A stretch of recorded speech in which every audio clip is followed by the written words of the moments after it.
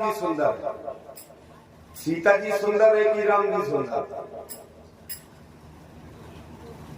है? सीता जी करिया आदमी को सुंदर लगा है, गोरो आदमी सुंदर लगे। भगवान राम की कई बार उपमा दी गई है मानस में कि राम जी करोड़ों कामदेवों को लजाने वाले, करोड़ों कामदेवों से भी ज्यादा सुंदर, लेकिन माता सीता की पूरी रामचरितमानस में एक भी उपमा बाबा नहीं दे पाए कि सीता सुंदर कितनी है, नहीं दे पाए। क्यों? क्योंकि माता सीता कितनी सुंदर है ये आज तक कोई कभी बता ही नहीं पाया, और पूरी रामायण में कोई प्रमाण नहीं इसका। सुंदरता की वैरायटी होती है, सुंदर, सुंदरी, फिर परम सुंदरी, फिर सुंदरता की सीमा, जाके बात कर कौन सुंदर। तो सुंदरी को है रामचरितमानस में, सुंदरी की को कही गई जो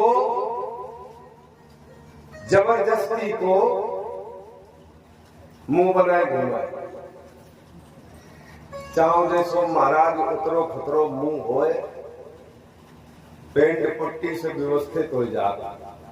आज हमने देखो मोबाइल में कि कोई मेकअप करा के महिला घर पे आई तो उसका बच्चा रोने लगा, या कही कि मम्मी नहीं है हमारी, तो बेचारी जाएगी मुंह धोने, सब खेले खराब करते।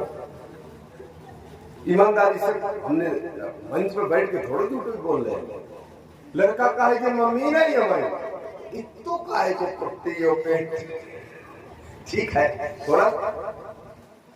अच्छा जा बताओ, पुरुष सुंदर होता है कि महिला सुंदर होती है? कौन सुंदर होता है? पुरुष। हाँ, पुरुष सुंदर होता है, क्योंकि पुरुष को कहा पाए करुओ तेल लगाए लो मुंह, और वो साबुन से मुंह धोए लो, वो चल दे। और अंतर होता है इनमें।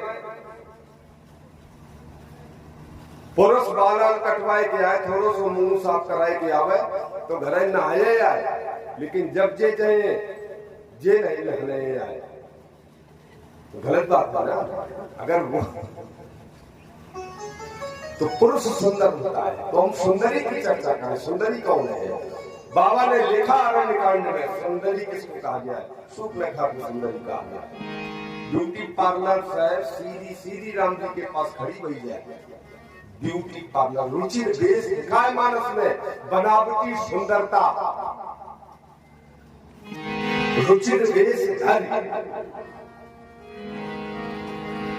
और सुंदरी वही है जो बनावटी सुंदरता हो।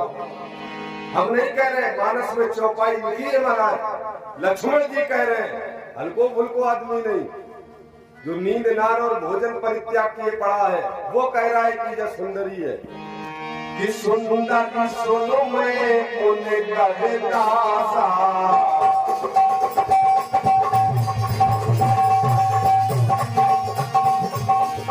सुंदर सुनो मैं उन्हें कहता सा।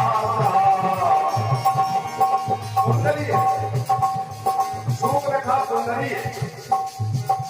बाबा बोले तो फिर परम सुंदरी को है, सुंदरी तो सूत्रखा है।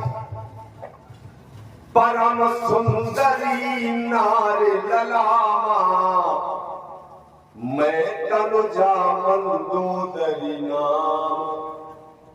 परम सुंदरी है मंदोदरी। अब सुंदरता की सीमा माने बाकी बाद कोई सुंदर ही नहीं हो, तो सुंदरता मर्याद भवानी,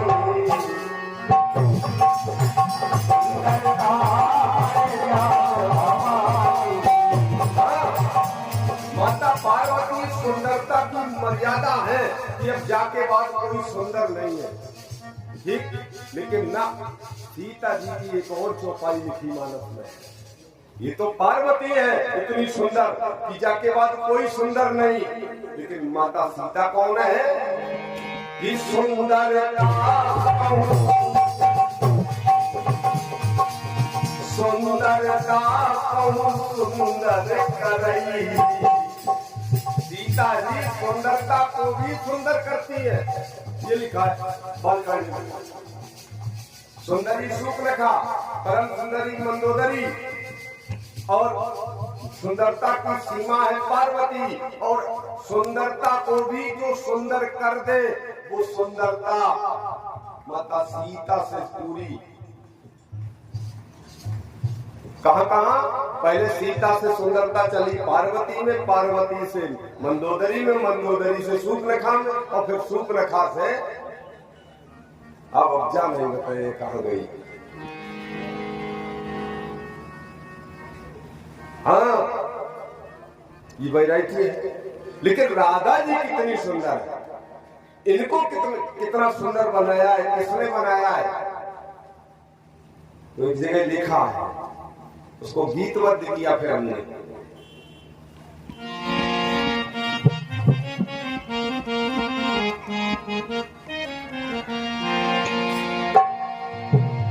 किसने काली कमली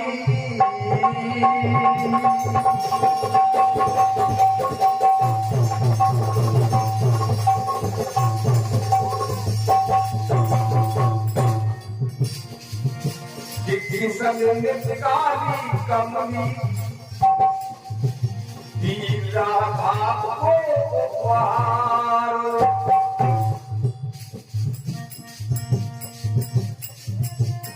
काली कमलिया राधा जी ने कन्हैया को दी, और मुरली की धुन पे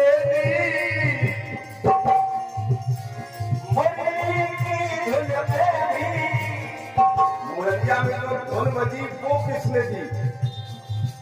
जो पायल की छनकार में राधा ने जब पायल छनकाई तो वो छनछनाहट मुरली में चली गई, और राधा ने जब मोर पंख लगाया कन्हैया को, तुम मोर पंख ते डाला काले तिल के सार में। राधा के जो काला तिल है वो मोर का पंखा देखना ध्यान से, उसमें काला कलर होता है, उसमें से निकाल के कन्हैया ने लगा। और काजल, काजल की कोट कि मोर पंख के डाला काले तिल के सार में, और धार चक्र की देवी,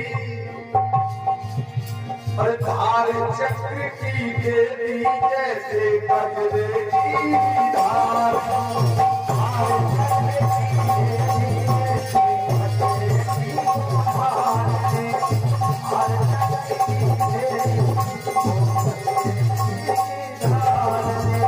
भगवान कन्हैया ने जो चक्र में आरे लगे होते हैं उसकी कोर निकाली और उसी से काजल की धार बना। बोलो राधा कृष्ण भगवान की जय हो।